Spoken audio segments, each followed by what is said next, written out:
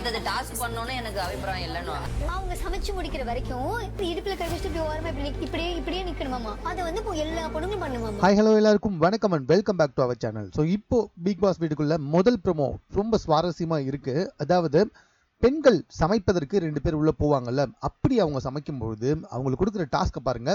மற்ற பெண்களுக்கும் சேர்த்து அவங்க சமைக்கும்போது இடுப்புல கை வச்சுக்கிட்டே நடக்கணும் அப்படின்றது ஓகே.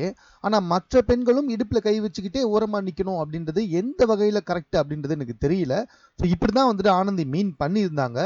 பட் வந்துட்டு இதுக்கு ஆனந்தி உடன்படலை. மஞ்சரியும் வந்துட்டு என்னால அந்த உடல் மொழியை வச்சுக்கிட்டு நிக்க முடியாது அப்படின்னு மஞ்சரியும் சொல்றாங்க. ஸோ விஷால் என்ன சொல்றான்னா, இதுக்கப்புறம் பார்த்தீங்கன்னா அதுக்கப்புறம் எனக்கு வந்துட்டு இந்த கோடு போட்டதுல உடன்பாடு கிடையாது, இந்த டாஸ்க் கொடுக்கறதுல உடன்பாடு இல்லை அப்படின்னுவாரு. டே கொஞ்சம் புரிஞ்சு பேசுறீங்களா இல்லையாடா? சமைக்க போற 2 பேருக்கு டாஸ்க் கொடுக்கறது நியாயம். ஆனா மத்த எல்லாருமே இப்படிதான் நிக்கணும் அப்படின்னு சொன்னோம், அதுல என்ன நியாயம்னு எனக்கு தெரியல. ஸோ இதை வந்துட்டு நம்ம ஆனந்தி சொன்னாங்க, ஒருவேளை இதுதான் உண்மை, 2 பேர் சமைக்கும் பொழுது மற்றவங்களும் இப்படிதான் நிக்கணும்னா கண்டிப்பா இது பாய்ஸ்க்கு மேல ஒரு மிகப்பெரிய தவறா தான் வந்துட்டு பார்க்கப்படும். ஸோ ஆனந்தி மறுபடியும் ஒத்துக்கவே இல்லை.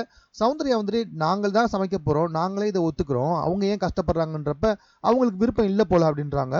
உள்ள இருந்த மற்ற பெண்கள் எல்லாருமே ஒத்துக்கினதுக்கு அப்புறமாவும் ஆனந்தி இதுக்கு உடன்படுற மாதிரி தெரியல. ஸோ இதனால வந்துட்டு இப்போ வரைக்கும் சமைக்க போகாம இருக்காங்க. இது எங்க போய் முடிய போகுது அப்படின்றத வெயிட் பண்ணி பார்க்கலாம். மேலும் இது போன்ற செய்திகளை உடனுக்குடன் தெரிந்து கொள்வதற்கு நம்ம சென்னை சேனலை சப்ஸ்கிரைப் பண்ணுங்க. இது குறித்த உங்களுடைய கருத்துக்கள் இதுவாக இருந்தாலும் கமெண்ட்ல நீங்க பதிவு செய்யலாம்.